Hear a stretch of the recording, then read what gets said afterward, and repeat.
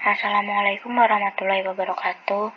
Perkenalkan kami dari kelompok 12 yang beranggotakan yang pertama Adit Wahyuritama, kedua Jaziza Nasriyati, dan yang ketiga Faisal Lutfi Ramadan. Di sini kami akan mempresentasikan hasil diskusi dari kelompok kami, yaitu tentang International Classification of Primary Care. Yang pertama, struktur ICPC. ICPC berbentuk struktur sumbu ganda. Sumbu pertama terdiri dari 17 bab atau chapter ditulis dengan abjad. Sumbu kedua terdiri dari 7 jenis komponen ditulis dengan 2 digit angka. ICPC 2 tujuan revisi membuatnya berhubungan dengan ICD 10 dan menyempurnakan pengelompokan. ICD 10 format menggunakan bab 1 sampai 22. Dasar klarifikasi sistem tubuh, etiologi, dan lain-lain atau campur. Satu penyakit dapat masuk ke beberapa klarifikasi influenza, yaitu penyakit sel, napas, infeksi. Bentuknya nomenklatur. ICPC 2 formatnya menggunakan bab yang mengandung komponen. Dasar klarifikasinya sistem tubuh atau lokal lebih utama dari etiologi, rasional dan komprehensif. Bentuk bukan nomenklatur, sebab mencerminkan berbagai aspek dalam visi dan distribusinya. Selanjutnya akan dilanjut oleh Mas Adit. Terima kasih.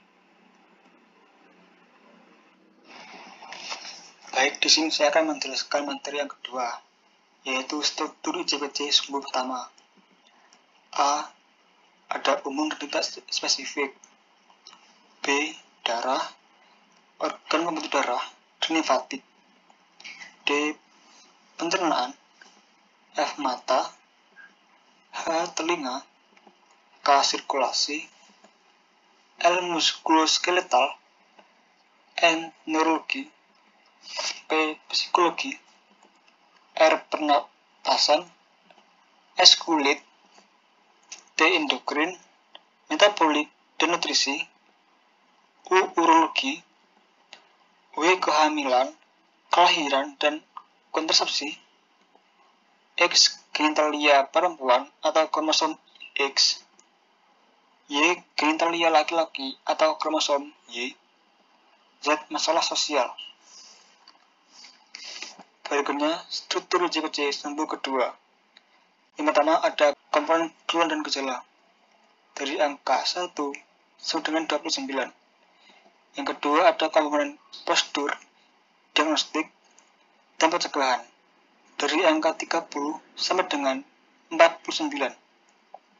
Yang ketiga ada komponen tata laksana, obat, dan tindakan. Dari angka 50 sampai dengan 59. Yang keempat ada komponen hasil pemeriksaan dari angka 60 sampai dengan 61. Yang kelima ada komponen administrasi yaitu angka 62. Yang keenam ada sistem rujukan dan alasan kunjungan lainnya dari angka 63 sampai dengan 69. Yang terakhir ada komponen diagnosis atau penyakit dari angka 70 sampai dengan 99.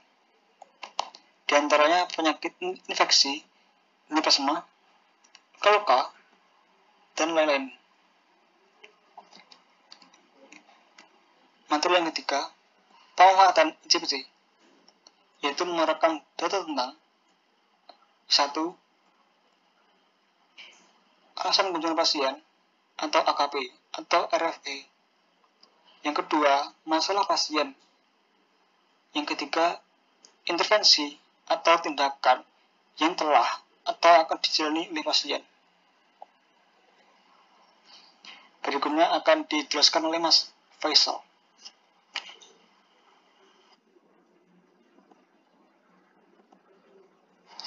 Selanjutnya, pemanfaatan ICPC. A. Alasan kunjungan pasien. 1. Merupakan sumber informasi praktis tentang pasien. Menentukan kemungkinan masalah pasien pada kunjungan pertama atau pada follow-up. Yang kedua, penelitian dan pendidikan. Yang ketiga, dikelompokkan menurut usia dan jenis kelamin, kemungkinan masalah berbeda. Contohnya yaitu, seseorang dengan laki-laki batuk. 10 kemungkinan alasan kunjungan atau AKP terbanyak berbeda antara kelompok usia 5-14 tahun dan usia 65-74 tahun.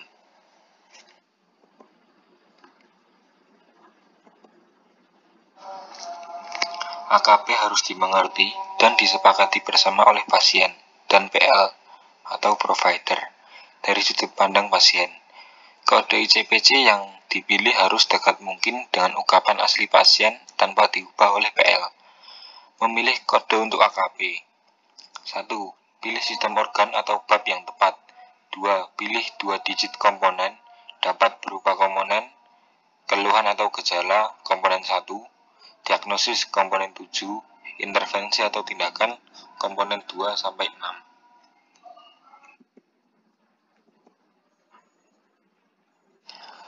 Contoh AKP. Yang pertama, mata saya berair sejak semalam.